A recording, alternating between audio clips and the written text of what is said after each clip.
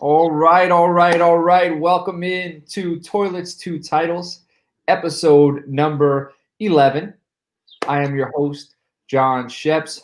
With me, as always, is my main man, Justin Stevens, at JustinFF_. Justin, how we feeling today, man? Excellent. I love being able to record at 9:30 in the morning, actually, because it's a great way to kick the day off. So, that also means I had the day off from work. So we get to toast our cups of coffee this morning. What do you got in that coffee? What do you got in there? It's just a regular coffee, but I add today I added the rest of my white chocolate mocha because I hate myself. Ooh. And so I added that into it a little bit. I got some Laird Hamilton super creamer with lion's mane mushroom. All right, nice. That's what I'm drinking. Sounds a lot healthier than mine. It gets my brain going. You know what I mean? Gets my brain.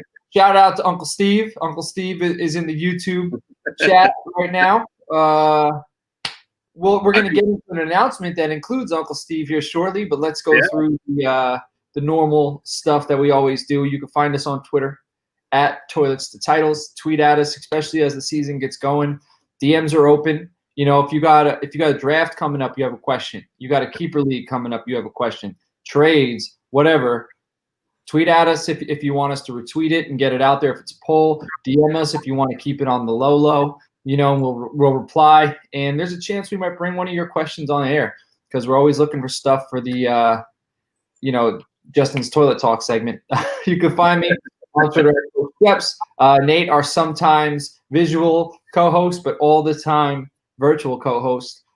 He's at Nate_Dirt19. You can find us to listen to us. Apple Podcasts, Podbean, Periscope. We're on Spotify now, so we need to update that little bar on the bottom because we're even more official now. And I forgot about that.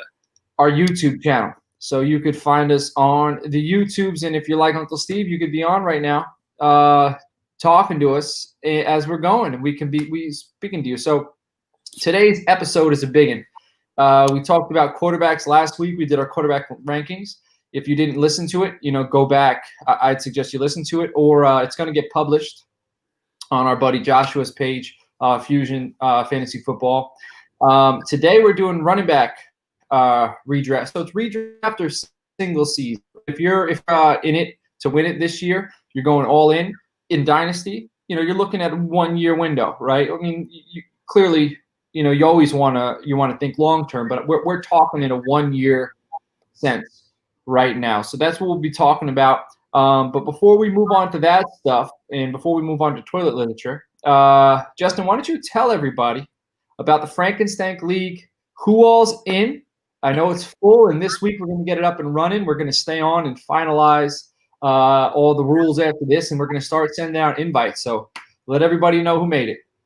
Yeah, so if you're on this list, be ready for a message from me because I'm going to need to track down everybody's email, and we're going to send out the official rules and everything. But in division, what I'm going to call Division 1, because that's the important division, is our listeners' division. So actually, let me adjust that real quick. I'm just going to straight up call it Division 1. We'll be Division 2, but the listeners are the important ones. We've got Matt, one of our friends from across the pond, at Matt Chu. Actually, you know what? I've even got it right here too. I forgot I popped this up here. Here we go. This will be easier. Ben Dueven, at Live from the Ben. Mark Bull at Mark Bullshire.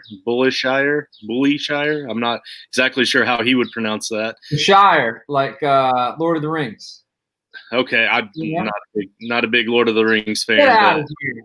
No, sorry, didn't like Harry Potter. I don't get into the magical stuff. Because you like Lord of the Rings doesn't mean you have to like Harry Potter. You don't have you watched Lord of the Rings? I have. I don't know that I've watched it all the way through. I know I watched the first one all the way through. And We watched that at the beginning of COVID. Buddy of mine had all three on DVD, and my kids are 6 and 8. I introduced it to them. We spread it out. They're very long. I tell you what, I'll make a 3-for-2 deal for you. Okay. you watch Caddyshack, and you watch the Legend of Bagger Vance, and I'll watch the 3 Lord of the Rings. Deal. Dude, I'm just saying, my kids watched it for the first time. It got us through the first month of COVID. Like, it was so good and so visually appealing. But it's so long. It's long, man, but we broke it down. We broke it down into like 2 or 3 weeks. Yeah, I'll have to do that. Anyway, I'm sorry. No, you're good. We also got Justin Toe at DC94 fan. He is in the league. Steve Evans. This is my Uncle Steve. He doesn't have Twitter. He's old school, but he does have on YouTube. He subscribes and hasn't missed an episode that I'm aware of. And Rich Gonzalez at R Gonzalez ZRM. That looks like a typo. I don't know that Twitter might be wrong. If it's wrong, I'll have it corrected for the next episode, because I don't remember the RM at the end, but it might be. And then Chris, I'm not sure what Chris's last name is. He is at TTSO_Chris, but he's a big follower on Twitter. So those are the guys that are officially in the league as the listeners. Our host, we have, host or friends of the show. It's the 3 of us, me, you, and Nate. We also got the Shane Hallam, and I'm going to change that to actually say the, because he deserves that title. He's the one, Shane Hallam. He's going to be on Friday, him and Bob Harris for the Redraft Spectacular. So, yeah, so the Redraft Spectacular. Okay, I'm going to change that in the notes in a second because I like that. You can find Shane at Shane P. Hallam. Mike Jernigan, your buddy Mike. Okay. I've had a few conversations with him. Solid dude. At Mike Jernigan 90 or 79. And then, of course, our boy Joshua Bigby from at Fusion FFB, and George Reed at BFTG Pod, that stands for Break from the Grind, in case you forget or you have forgotten.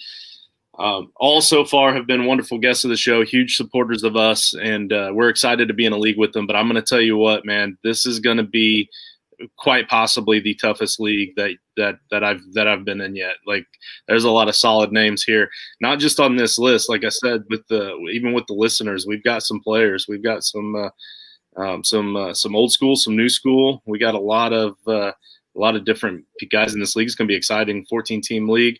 Do I give a quick breakdown, or do we want to wait until we have the official rules? Well, I want to say we got Joshua's in the chat, and he just said he's out. Once he found out that George is in, he's out. So. Oh no. Yeah. We might have to throw out the fishing rod and reel him back in. Wait a minute. No. I think that's a joke. I know these guys. I'm pretty sure that's a joke. Yeah, well, yeah. I'm just playing into it. Okay, all right. You just got real. You just got real right there. Yeah, like we got to have Josh in there. you just got real. Well, I had to read it for myself to know, like, because and then once you said that it was because of George, that makes more sense. Why don't you? Who cares? We don't. Let's not give the details yet, because we've talked this up a little bit. Once we hammer out all the rules and stuff, and once we start going with the rock paper scissors competitions to set up draft order, you heard that right. It's rock paper scissors to set up draft order, because we're like that. Right. Then we'll talk about it more. Guys, Fantasy Cares, check that out, fantasycares.net. Every 50 followers this season, we'll be donating $10. We already hit the first milestone. Our next target is $289. We're going to keep a running total, because when I last checked, you weren't able to make the donations. I feel like it's something as it gets closer to Christmas. But we're going to keep it running.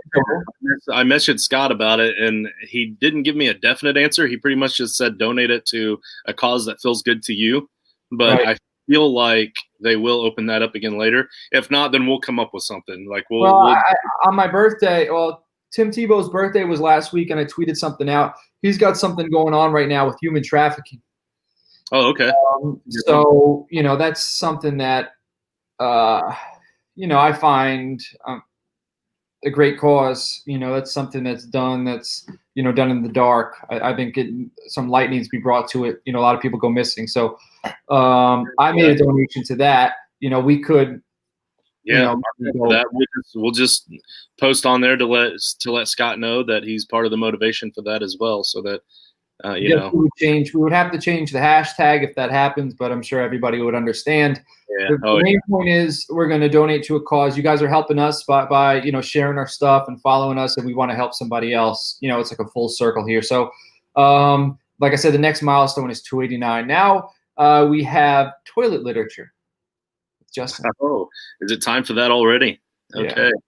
Yeah. Toilet literature today. We have Keaton Dinley at Keaton Dinley.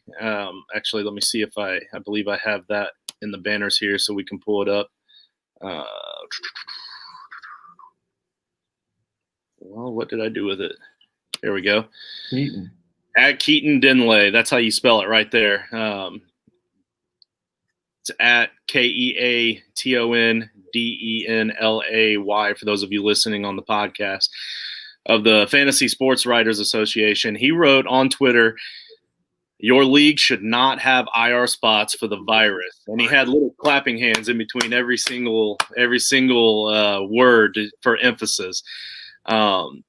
I wanted to throw this one in because I do follow Keaton, and Keaton actually, I don't think he's a clickbait sort of guy, but initially that was my thought when I saw this message, was that it had to be some kind of a clickbait sort of thing, because in my mind, you almost have to have something in place. If you know ahead of time that you could potentially be missing 2 or 3 guys or 4 guys or more for 2 or 3 weeks, then you got to plan ahead for it for the entire league. And I think one of his arguments were that, everybody's in the same boat, everybody's in the same situation, everybody's facing the same evil.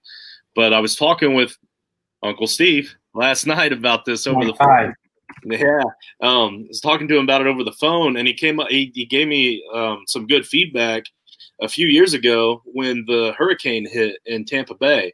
He had like 4 guys that were playing in that game in week 1, and it was also a divisional matchup. So right out the gate, he's without 4 guys, and we didn't have a rule for that in place because that's not something that we could have planned ahead for. So he was coming from behind the entire season, losing a divisional game right out the gate because he couldn't just put those guys on IR and go out and pick somebody up because they were only missing the 1 week, and they called it their bye week. So like he was screwed. This happens right out the gate at the beginning of the season, and it's a divisional game. And sure, you guys are at the same risk, I guess, you're under the same rules. But let's say John and I are facing each other in week 1, and I've got 4 guys out that are my starters that I drafted in the first 7 or 8 rounds, like Steve did that year. And John doesn't have anybody, and he just lucks through it, and he's able to keep his starters in there. Now he's got that divisional win tiebreaker on me for the rest of the season. You don't want to drop those guys that you drafted early, so you don't have any other option.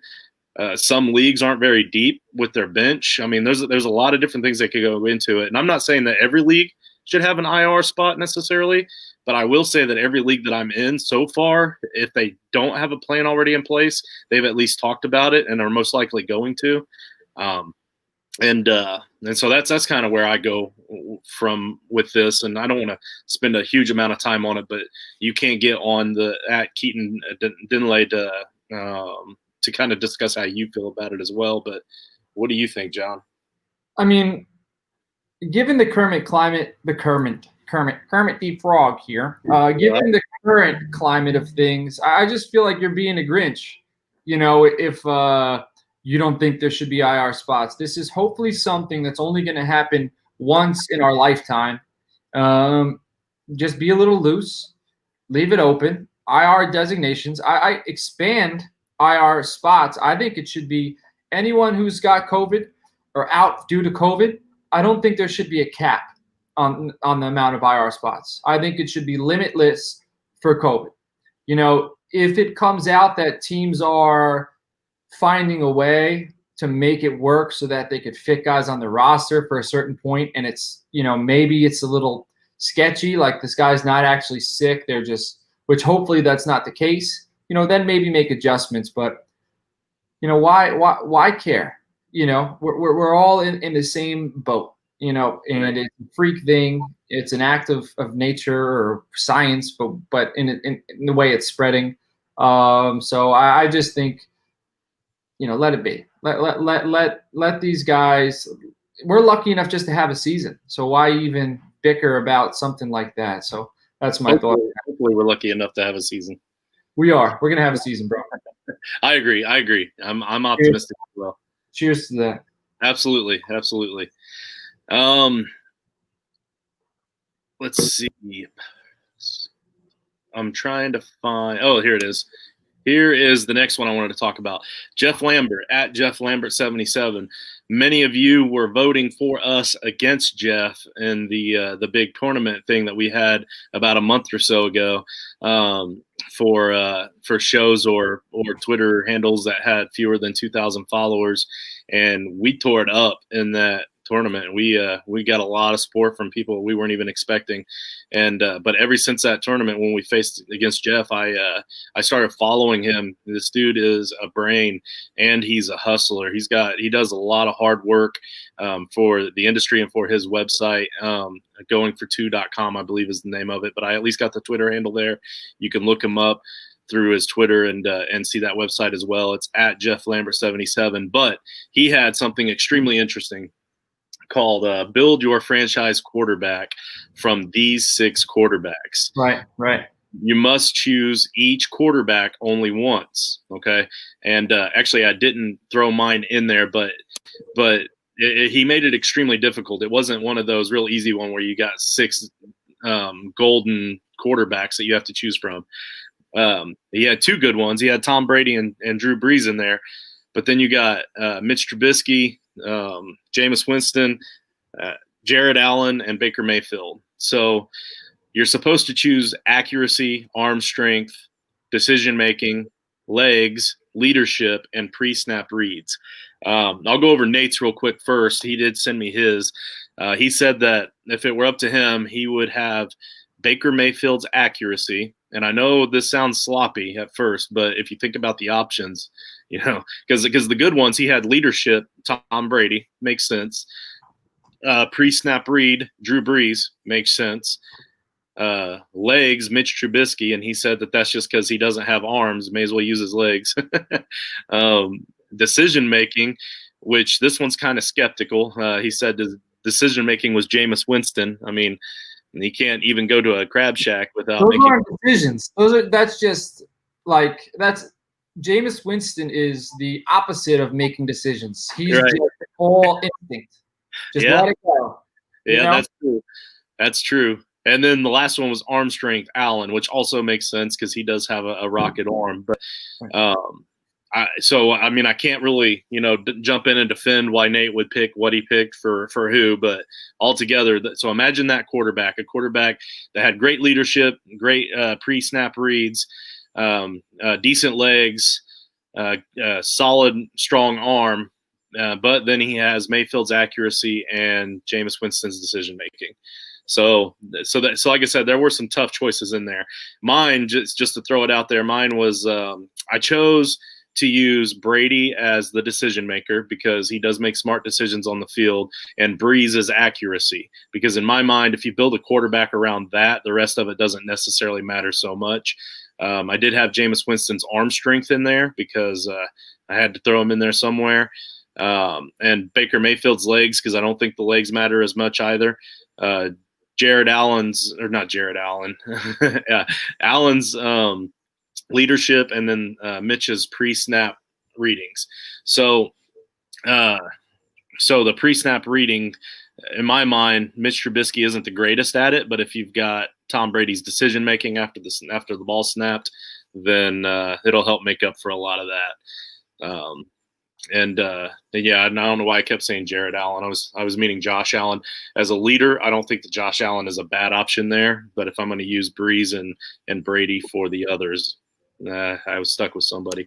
Did you have time to fill one out? Yeah, I went with leadership Baker. I feel like at Oklahoma more so than now, he's in a locker room that's a little volatile, but it seems like guys love playing for him. He's aggressive.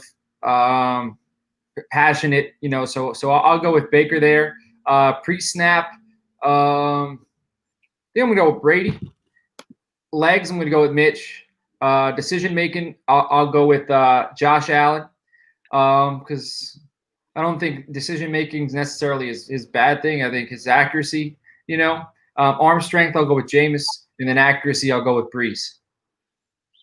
Yeah, so we're pretty similar for the most part. That was fun. That was a fun little practice there. Yeah, it was fun. It was fun. And so everybody go on to Jeff Lambert's Twitter.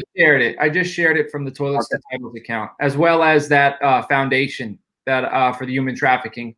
You guys can find that on Toilets to Titles as well. Check both those out. Awesome. And I'll share that stuff after the show as well. All right, so that's all we have for toilet literature.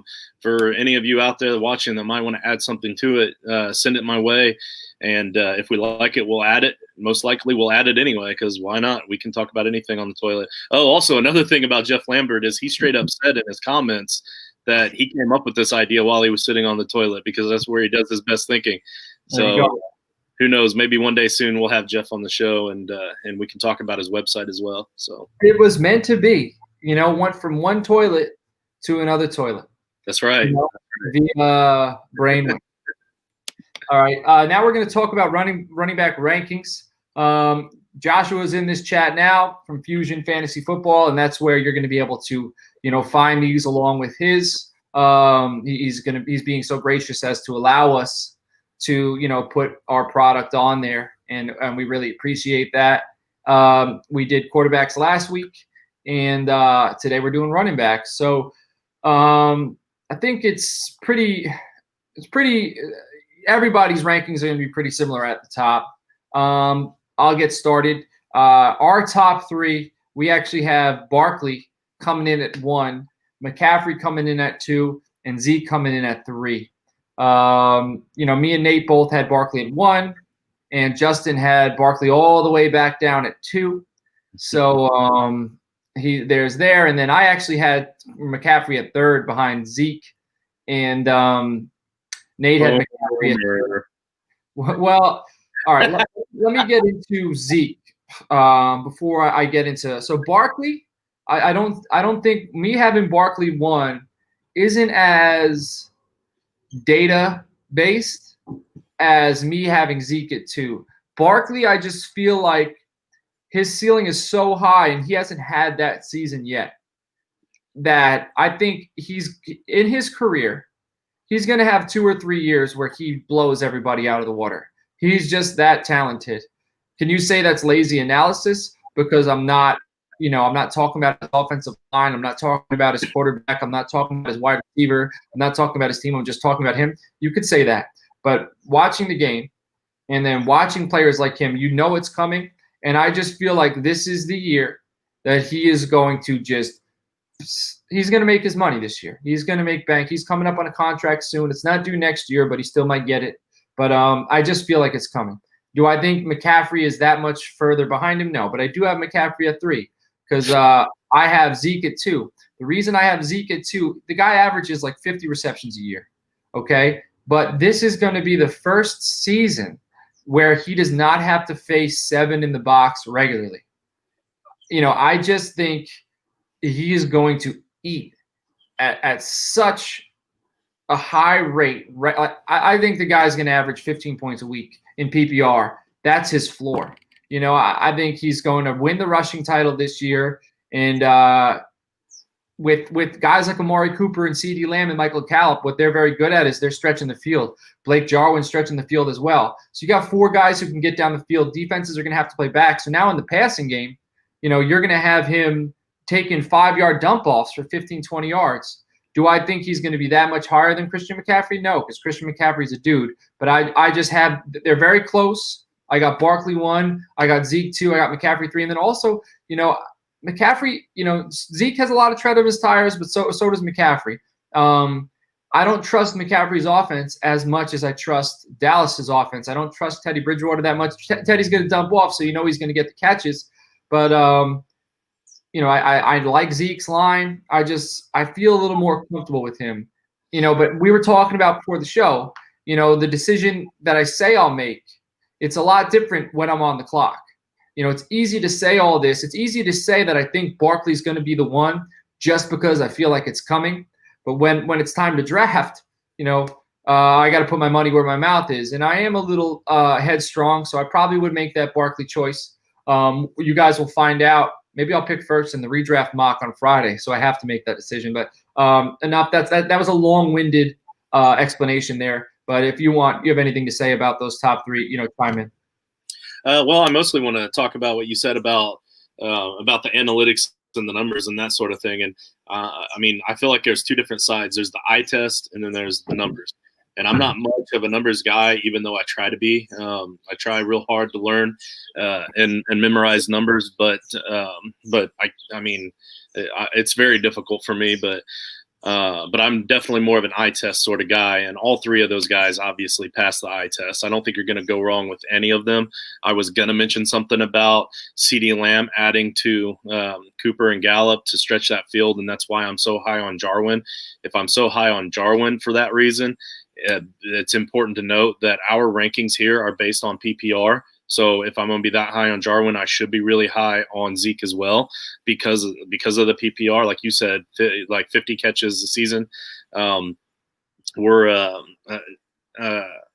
definitely want to have Zeke up there, but I feel like Christian McCaffrey passes the eye test and he has those numbers.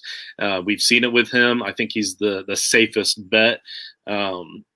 I will say, though, that with Zeke already having the coronavirus under his belt, that does kind of make a tiebreaker for me. I might put him over Barkley just because of that reason, because he's a lot less likely to miss time because of it.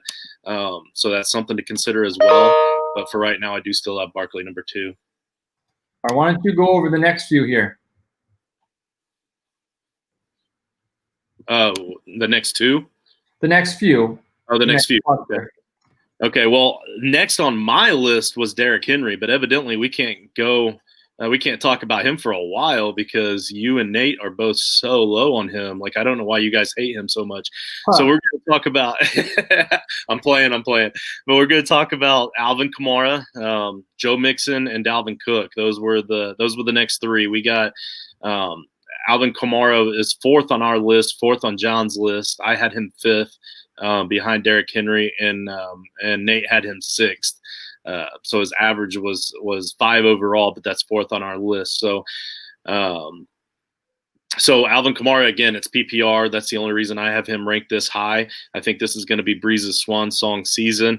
They brought in Emmanuel Sanders, who can help stretch the field. They have Michael Thomas on the other side. Really, it's a very similar situation to Zeke, only he's just not as big. He's not as much of an animal as Zeke, and that offensive line isn't as good. So Kamara is going to take a knock below Zeke for those reasons. Mixon at number 5. I believe that's mostly, in my opinion, that's mostly just for the shares that he's going to be getting. Giovanni Bernard isn't really going to take away a whole lot from Mixon, and there's not a whole lot else out there except those rookies they drafted last year, Anderson, that sort of thing. But I believe that Mixon's going to get a huge amount of the work. He does have breakout potential, though, and I think that's probably a part of the reason why John and Nate have him at number 5. I think with Burrow, having a young quarterback's best friend is a tight end and a running back. And I think we're going to see Mixon. I want to say Mixon had 30 receptions last year, 35, 43 the year prior, 30 the year before that. I think this year he's going to go over 50 receptions. I think we're going to see 50 receptions from him, around 450 yards, 4 touchdowns on the ground. And I would say, he's never – last year he got up to 278 touches, carries. I could see him in the 300 range. So as long as he stays healthy, running for about 1,400 yards. I expect that offensive line to get a little better with Jonah Williams healthy this season, who they drafted last year. I believe they drafted a lineman this year. So, I think Mixon's on the rise. And as far as Kamara, I think Kamara's got a chip on his shoulder because last year he produced, but he wasn't healthy. So I'm saying he's going to get 50 receptions. Kamara, I think he had 81 receptions last year and he missed 2 games. He's going to be pushing 100. He's going to be pushing 100 receptions. So you can't go wrong with these guys. Yeah, but with Joe Mixon too, the whole Joe Burrow analogy is perfect. I mean, that's exactly right. The only thing is I kind of feel like Joe Burrow as a rookie is still possibly going to be better than Andy Dalton was as a veteran. So I think he has the ability to open up the playbook a little bit more. Not at first, obviously, as a rookie, he's going to have to learn the playbook, but I think that by the end of the season, he may not need those crutches as much. But if he does, and that other crutch, that tight end that you speak of is Uzama, then yeah, he's going to throw the ball to Mixon a lot. So if that happens, then absolutely he's a top 5 running back. And I misspoke. They didn't draft an offensive lineman last year, so I was wrong. But they do have Jonah Williams coming back from that injury. Didn't the Bengals? I thought the Bengals did draft an offensive lineman like in the first round, and then he got hurt like right out the gate last year. Yeah, I thought that's what you meant last year. No, I said I thought they drafted one this year as well, but they didn't. Okay, that guy from last year supposedly ranked really high. I don't even remember who it was. Jonah Williams. Okay, all right. So he'll be back and hopefully can help out that offensive line. It's just like drafting one this year. Yes, sir. So we had Kamara, Mixon. I was the lowest on Cook. I had Cook at 9. I like Cook. He's a good ball player, but I just don't think he's elite.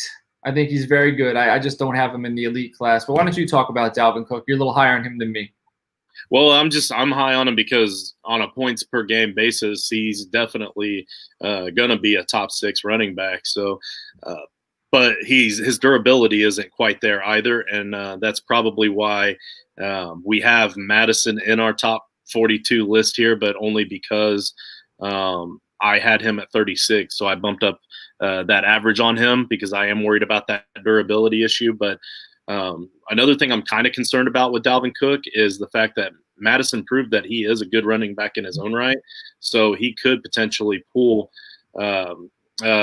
some value of his own. Like he has some standalone value that could pull away from Dalvin Cook a little bit. And if that happens, then I'm probably wrong, and he'll need to be dumped back a little bit. But I feel like if you have Dalvin Cook, you need to use Dalvin Cook.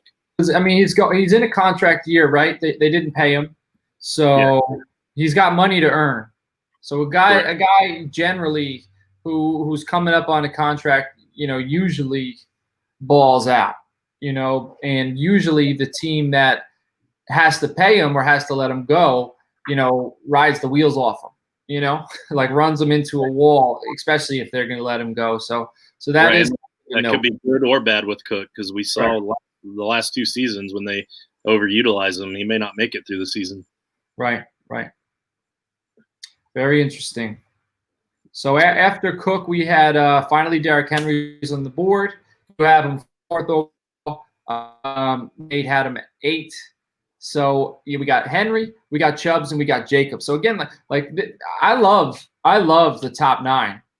I'm happy with any of these guys. If you're playing in a PPR league, especially Superflex, and you got a quarterback in the 1st, and then so say you pick like 8th or 9th, you're going to get one of these guys. So you could get a top quarterback, and then like a Dak Prescott at 8 or 9, and then land a guy like Nick Chubb or Derrick Henry, at the 4th pick in the 2nd round. You're in great shape because wide receiver is loaded.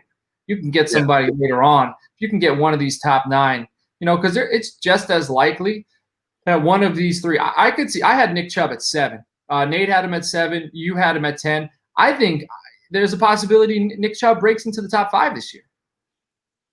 It's definitely possible. I don't have Chubb in the top because I think Hunt is going to be a lot more of a part of this offense. And last year, I was dead set on the belief that they only signed Kareem Hunt because they wanted that trade value, that trade potential, because they only paid him $1 million to play last season, and it was like buying $1 million draft pick to trade him away later and keep Chubb as the main back.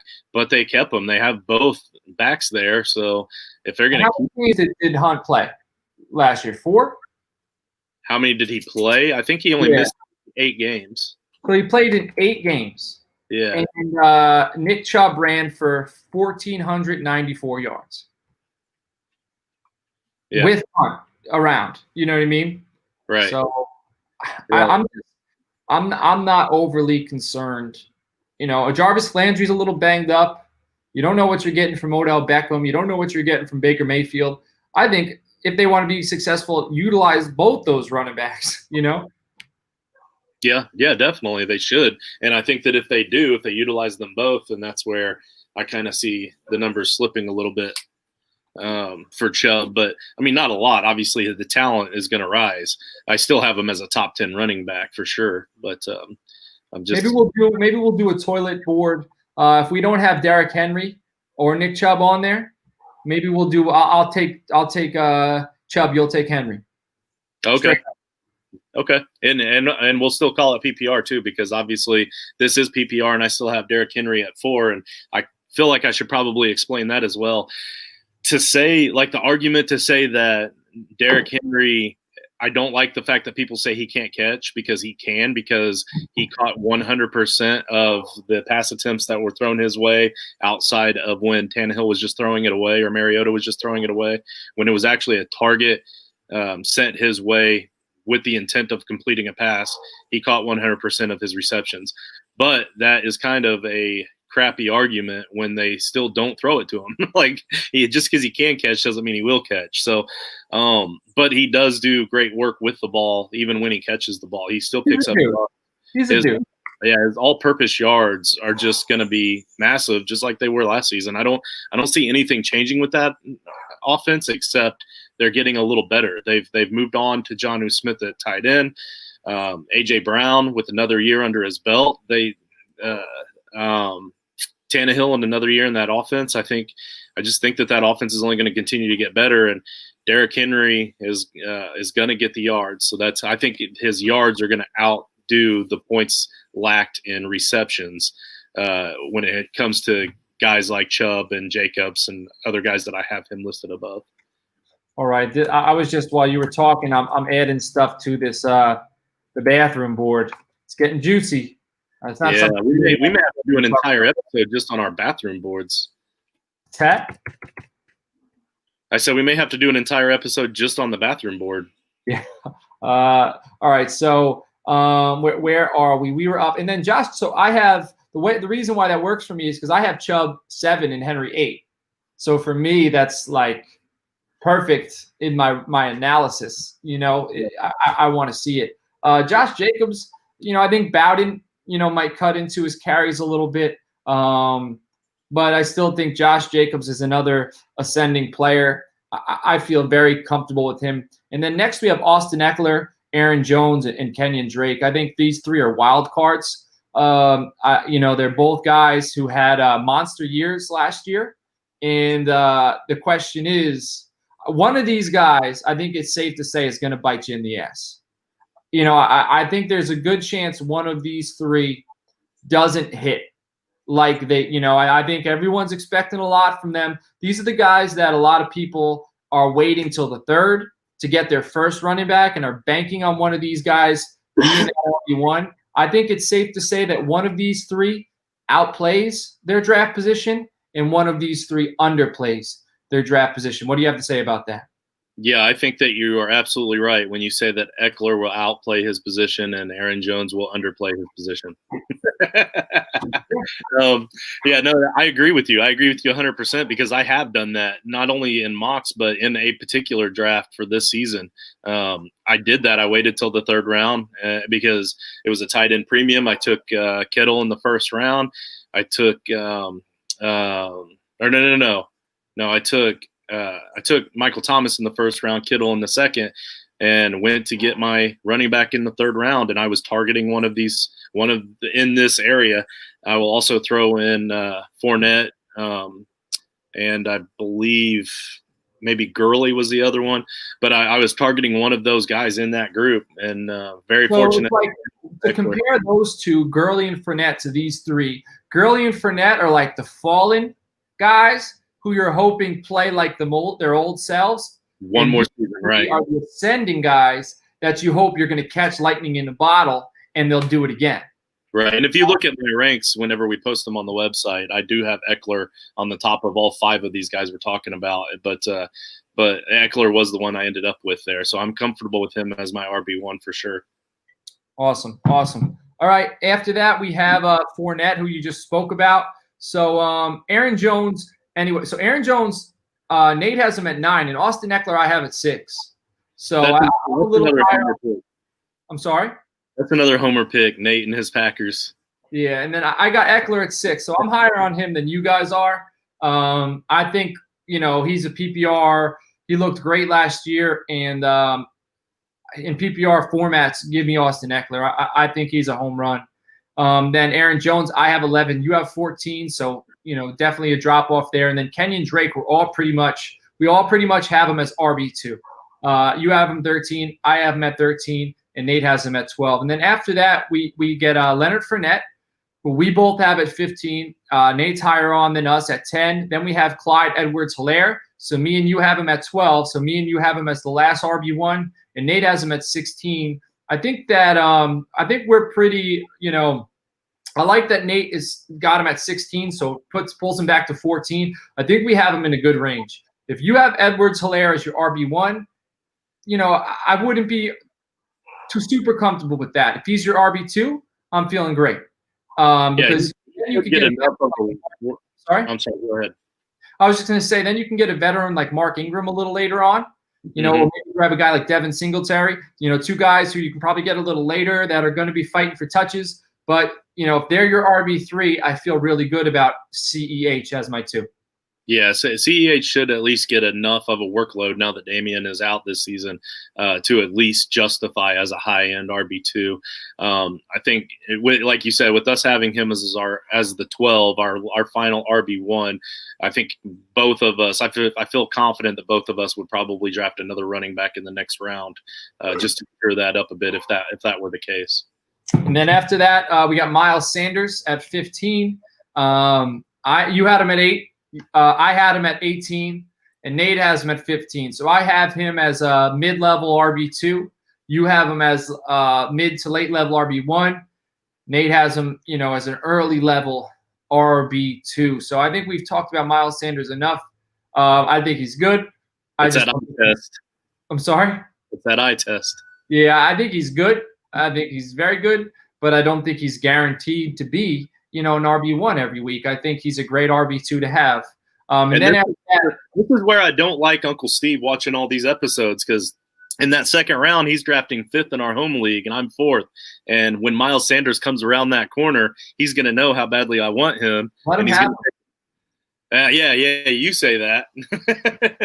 He doesn't think that way. He doesn't care if Sanders ends up being the RB 47 overall, just to piss me off on draft day. He's going to take. You don't want him. Right? No, I want. No, okay. Yeah. Never mind. Yeah, you've convinced me, John. You're right. I don't like Miles Sanders. If you're listening to the show, you can't hear me wink, but I'm winking. Uncle Steve said snipe. All right. Yeah. So now after Miles Sanders, sorry. Go ahead. I said, see, he doesn't care. No, you go ahead. You go ahead. All right. So after Sanders, we got Gurley, Le'Veon Bell, and Jonathan Taylor. So we have I had Gurley at 14. Nate had him at 13. You have him at 18. Le'Veon Bell, you had at 24, which is the last RB2. I had him at 16. Nate has him at 17. And then Jonathan Taylor, surprisingly, we're higher on him than you are. But I think it's also because you're probably a little more comfortable with that offense, and you're a little more comfortable with Marlon Mack. You might know the coaching staff a little more, and maybe how they utilize rookies. As I'm not a fan, I don't necessarily know. I just see this guy's a dude. They should play him. But I think still 17, back end RB2. I still don't think that's too early. But if you could get him as 23 as the last RB2, I think that's excellent, because you see the pictures of him that were posted yesterday? No. Oh my God! Go on Twitter and Google Jonathan Taylor. The dude looks like a brick shithouse. He's just a mountain of muscle, and he ran like a 4.4. So he's special, man. I wouldn't be surprised if he finishes the season. I wouldn't be surprised if he wins Offensive Rookie of the Year behind that offensive line, and I wouldn't be surprised if he outplays his ADP tremendously. Tremendously. Yep. He could be an RB1. And as the resident Colts fan, to say Taylor is 23, I'm just looking at this as it's a redraft. He is a rookie, and from everything that I've heard out of Colts camp right now is not that Marlon Mack is the guy, but that Marlon Mack is still the starter, and they will be splitting the workload a lot between the three of them. That's including Hines. So they still have every intent of leaving Hines in as the receiving back. Don't get me wrong. I think that Taylor's better at running the ball than Mack. I think he's better at receiving the ball out of the backfield than Hines. He's not as fast as Hines, but his talent makes up for it elsewhere. He's quicker than Hines, just not as fast in the long runs. But the cream rises to the top, just like I say all the time. And Taylor will most likely end the season as the Colts RB1. But I think it's going to be a slow, steady pull throughout the season, and the others are going to be heavily involved enough that it's going to weigh Taylor down. That's the only reason. So you said Taylor isn't as fast as Nyheim Hines. You're correct by 0.01 seconds. Okay. Nyheim Hines ran a 4.38, and Jonathan Taylor ran a 4.39. That's a lot closer than I thought. So Jonathan Taylor's special. We're going to look back on this, after the season, and we're going to be like, man, we were too low on him. Is that their weight adjusted speed score or just straight up? That's his 40, man. 4.39. Oh, just straight up. Okay. He's and he's fine. So he's a dude. If you did the weight adjusted score, then Taylor would probably be better then. So that's who you want. So let Uncle Steve take Miles Sanders. So you have to take Jonathan Taylor, and it end up working out for you. Yeah, and this is a Colts heavy league because we're all Colts fans. So he probably won't even make it to that mid-second round, Taylor. All right. Well, this next guy, Chris Carson, this is the type of guy where earlier when I was talking about drafting Clyde Edwards-Helaire, you want to get a guy like Mark Ingram a little later, or like a Devin Singletary, or Chris Carson. Somebody that when they're playing have a really high floor, for those weeks where maybe Edwards-Helaire isn't starting or whatever early on in the season. As long as I don't even know what's going on with Chris Carson's health. But I know he had a few injuries and fumble concerns last year, but if he's healthy, he's solid as a rock. I'm not that concerned about it. It was a hip injury, and they're talking in camp like he's not even going to start the season on the PUP or anything, like not even through training camp. They're just going to let him work. So I'm not at all worried about Carson's hip injury. Not nearly as much as I am Penny's injury issues. So I just posted that picture of Jonathan Taylor I was talking about on our Twitter feed. So you told us the titles. You can check that out. All right. So after Chris Carson, we got Melvin Gordon, but you're the highest on out of all of us. You have him at 16. I have him at 25.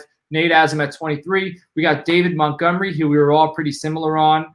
You have at 22. I have him at 21. And Nate has him at 21. I have Miles Sanders at 18. And I took the bet earlier in the season that I think Montgomery's going to outscore Miles Sanders. So it's really not that far off. But I'm hoping for that more than I'm guaranteeing it. But, I think it's possible, and that's why I'm doing it. Because everyone kind of thinks it's a far-gone conclusion that no way, they won't even be close. But I think it's closer than everybody thinks. I think it's a toss-up. So between Melvin Gordon, David Montgomery, and David Johnson, back-end RB2s, those guys I think are going to be very solid. And David Johnson, who knows? I think you're going to have weeks where he blows up, and then I think you're going to have weeks where he doesn't do anything, but it's going to average out to a good season. So of those three, Justin, who would you rather draft? You're talking about David Johnson, Montgomery, and Gordon? Yes. Definitely Gordon, and that's just because as much as I think that Gordon and Lindsey are both overrated, that's right, I said it. I think they're both overrated. I think that Lindsey is far more overrated than Gordon. Gordon does it. How could you be overrated if you were undrafted? All you've done is produce since you came to the NFL. In fantasy, overrated in fantasy. There are too many people think that Lindsey is like a running back fantasy football like god. You don't hang out in different circles than I do because all people do is shit on that guy. Well, yeah, we must have different circles. I don't know, but I hear too many people talk highly of Lindsey, and if everybody is talking down on him, then I guess they're right. But if they're going to talk down on Lindsey, then you may as well pretty much give the reins to Gordon for this season, right? You can do that. You can take Gordon at 16, and I'll gladly take Lindsey a little later on. Melvin Gordon, he just turned 27. He's only topped 1,000 yards rushing once in his career. Lindsey's only had 2 seasons, and he topped 1,000 yards in both of those. So we'll do a Lindsey. If we don't have this on the board, we'll do a Lindsey Gordon. All right? I feel like we've had this conversation. We probably have, and we're just we do. I've got Gordon, and you have Lindsey in PPR. So it's already on the board. Now you can tell that we're not phonies. We're legit. We're not just throwing stuff out there. All right. Until draft day. What's that? We're standing our ground until draft day. Right. So after that, we got Mark Ingram, Raheem Mostert, Devin Singletary, James Conner, and Darius Geis. I bunched all those guys together because I feel like they're in a cluster. You have Ingram at 17. I have him at 24, but I think, he's going to have RB1 weeks. So I don't think it's going to be all throughout the year. He's going to have monster weeks, like 2 to 3 touchdown games with only like 40 yards carrying, but he's just getting it done. Mostert has such a high ceiling. I think you could cluster Mostert in with, that group, Eckler, Aaron Jones, and Drake. We don't have him ranked as high, but he's one of those guys that people are going to try to catch lightning in a bottle with, and they're going to hope that they say they want, 0 running back. They're going to hope they get a guy like Mostert in the 4th or 5th, and he could play like an RB1, which it's possible. It is definitely possible. I'm higher on him than you guys are. And even as low as I have Mostert, I've still been able to get him in a couple of drafts. So he's definitely a sleeper candidate. Right. I like these guys as if you can get these guys, Ingram, Mostert, Singletary, as an RB3.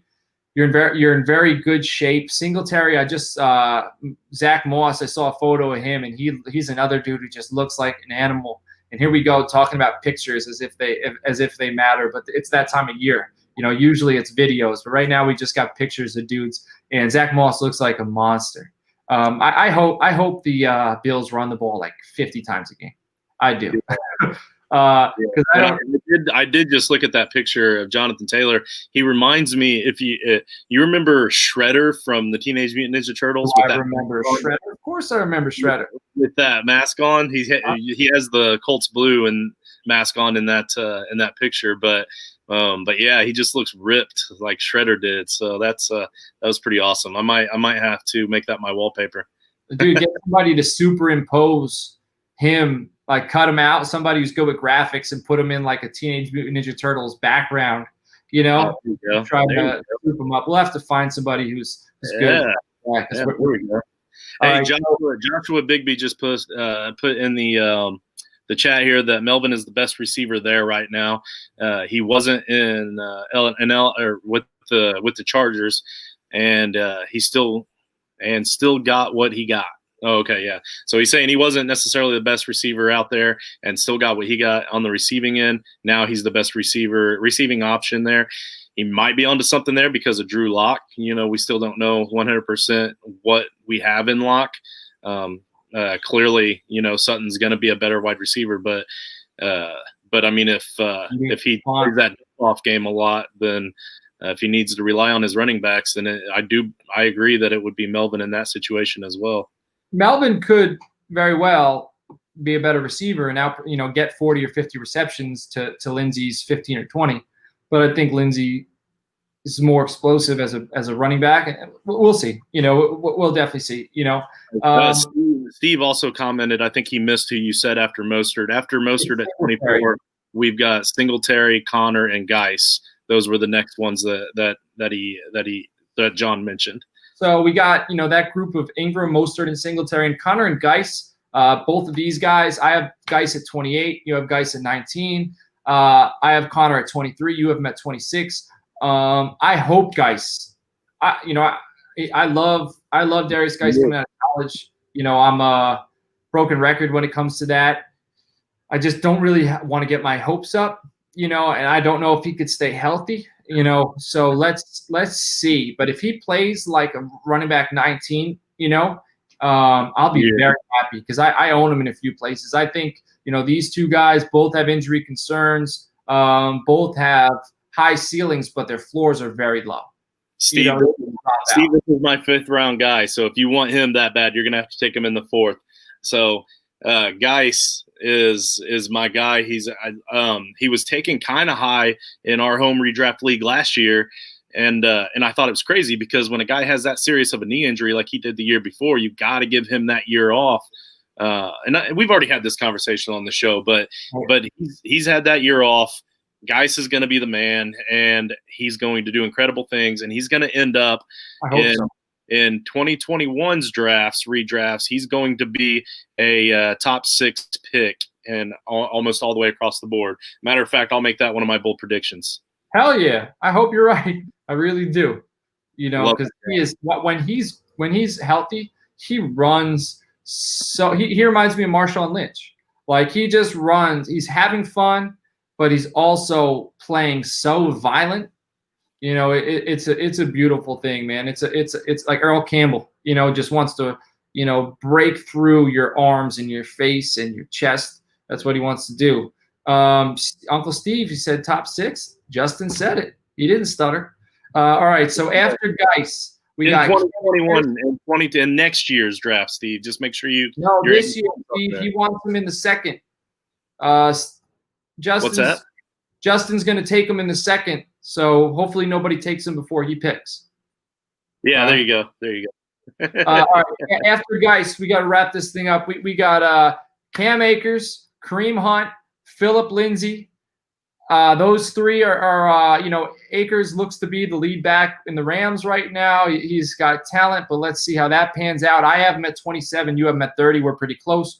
You're higher on Hunt, but I guess that makes sense with our Nick Chubb talk earlier. You have him at 25. I have him at 32. And then Phillip Lindsay, I have him at 29. You have him at 33. So I have him, as a back end RB2, early RB3. I have him on a bunch of my rosters as a guy that, I don't expect to start him every week, but he's been producing with me. That looks like just a few spots above ADP, so that's probably why you're able to get him. Like, it's good value right there if you're going to go after Lindsay. So after that, we got DeAndre Swift at 31. I have him at 30. You have him at 34. Marlon Mack, Sony Michel, and James White. I have Sony at 41, so I'm much lower on him than you guys are. I just don't think the guy is special or that he could stay healthy. Somebody's got to run the ball there, but I have James White at 31.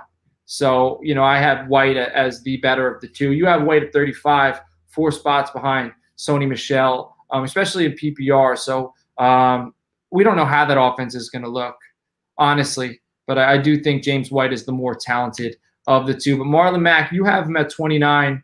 And you think how much of the workload is going to be his, do you believe, throughout the season? Or at least I think it'll start off with him getting 70% of the workload. It'll end with him getting about 40%. I don't think they're going to go away from him completely.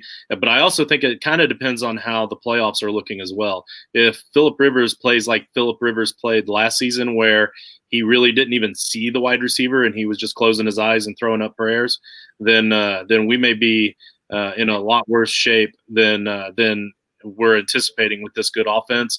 And if that's the case, we might see a lot of Jonathan Taylor as they're trying to phase Mack out, because I don't think that Mack will be a Colt next year. And then, but otherwise, if we're still in it, we still have an opportunity and we're still winning games, they'll keep that split to try to keep using Mack to save Taylor for the playoffs. And Mack will still get a large workload. And you may as well use him up while you have him, because Mack was an adequate high-end RB2 last season. Like, he was still efficient with that offensive line. And while Taylor's going to be more efficient, I don't think they're going to want to burn him all season in a 17-game season and then the playoffs when he's used to playing, 12 games a season. Who did you guys draft? Who was that quarterback you drafted? Jacob Eason. So it's eerily similar, your guys' situation to the Cowboys situation, the year they drafted Dak and Zeke. I know you brought in Rivers where he wasn't there, But we had Romo coming off injury. He wasn't the same player. We had a phenomenal young offensive line headlined by a Notre Dame offensive guard. Our receiving weapons were all right. Our defense was good. But I could see, maybe I'll put this on one of my bold predictions. I could see Rivers going down, Eason taking, playing much better than everyone expected and taking you guys to the playoffs. So I hope you're right, because I'm not huge on Eason, but I'm not down on Eason for where we drafted him at. So I really hope you're right. I hope that but there's I don't know. It's so hard for me to say that he's going to be the next Dak Prescott. But that's the only thing left that we need to make your similarity a success, right? What round did he get drafted in? The 4th round, I believe. Dak got drafted in the 4th round, bro. Ethan Taylor carry the Colts to the playoffs. So that I just penciled it in. Boom. All right. That's one of my bold predictions. All right, let's keep going here so we can get this thing wrapped up. I'm a little concerned with DeAndre Swift. I don't know. I don't trust the Lions. I don't trust their backfield. I got Carry On at 40, DeAndre Swift at 30, so I do have him higher than Carry On. But I don't want to invest highly in a guy like that. I have him on one of my dynasty teams. I think he's very talented, but as far as 1 year, I don't want to invest in that. All right, we have J.K. Dobbins at 35, Latavius Murray at 36, Tariq Cohen at 37, Breida at 38, and Carry On at 39. Dobbins is another guy I think is very talented.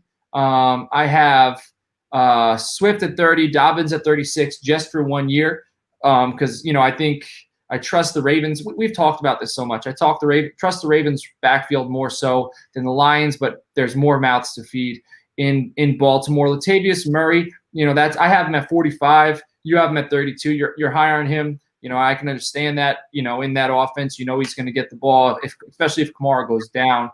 So that's you have him strictly as a handcuff play, correct, for 32, or do you think?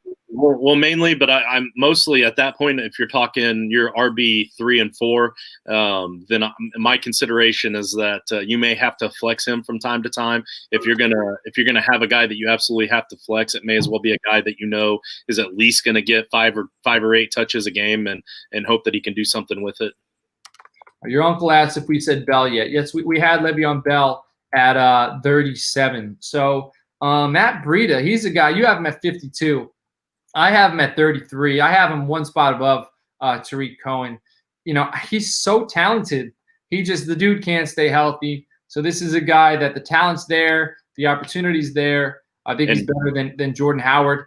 He went to Miami, and they don't seem to know how to utilize running backs at all. And they didn't have anybody last year. I mean, they had Kenyon Drake for the first half of the season, right? And then they traded him. But last year they traded everybody. They traded the kid from. But then they started winning. I think this year, I don't think you can cluster this year's team in with last year's Dolphins team. They completely cleaned house. I actually have a bet on one of the websites I use that the Dolphins are going to be over 6 wins, and they're going to win the AFC East. It's not a guarantee, but it had good odds. But last year they were running with Caleb Balaj, and he had a few games where he looked all right, and that dude couldn't see a hole to save his life. So before they signed Cam in New England, I probably would have said that was a good shot. Actually, that bet. The Patriots, 9 of their guys have already opted out, so I still think it's possible. Yeah, and I got to talk about that after the show, but that just seems so crazy to me. Like it seems like something fishy going on up there in New England to me. It's like they're clearing cap space so they could sign Jadeveon Clowney. But the Dolphins, they have Xavier Howard, they signed Byron Jones, and then they drafted Noah Igbenogany from Auburn. Their secondary is going to be lights out. They're going to have coverage sacks left and right. So I'm buying the Dolphins this year. But that being said, I don't know if I trust Breida or Jordan Howard enough to be an RB2. But I definitely, if Breida's there as a guy I can get as my 4th or 5th running back, I like the possibility. I don't trust him as a weekly guy, but I like the possibility. After that, we got Kareem Johnson. Carry On Johnson, Keyshawn Vaughn, Jordan Howard, Alexander Madison, Tony Pollard, Ronald Jones, and Nyheim Hines. I have Hines at 46. You have him at 41. I'm higher on Rojo than you are. I have him at 38. You have him at 46. Keyshawn Vaughn, I have at 35. Rojo 38. Keyshawn Vaughn, you have at 38. Rojo, you have at 46. So it seems like we're both higher on Vaughn than we are on Ronald Jones. So I'm interested to see how that plays out. Alexander Madison, you have at 36. I have at 43. Pollard, you have at 37. I have at 42. Those are both guys that I think they'll both get touches. They're both young and electrifying. And I think even with Zeke or Dalvin Cook, they're both going to get touches. But if one of those goes down, even if just for a week or two, both of those guys are going to put up high-end RB2 numbers. Right. So I think of the Howard, Madison, Pollard, Ronald Jones, and Hines. Madison and Pollard, I think, are a little more intriguing to me of all those five. But Howard, you know what? The dude could put up RB2 numbers just by osmosis if Breed is hurt.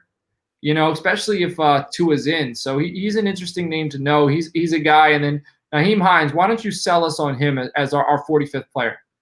It's just, again, based off of what I'm hearing from the Colts camp, is that he's still going to be that third down back. So I still see him getting the opportunity to touch the ball 5 to 10 times a game.